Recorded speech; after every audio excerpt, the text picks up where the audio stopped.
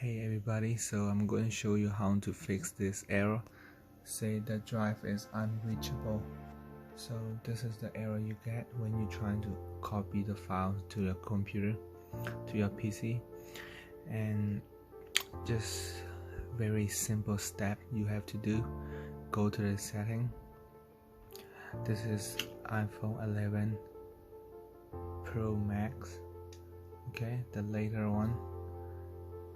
You go to setting and you go to photo, go down and you will see photo, and you will scroll down to keep original.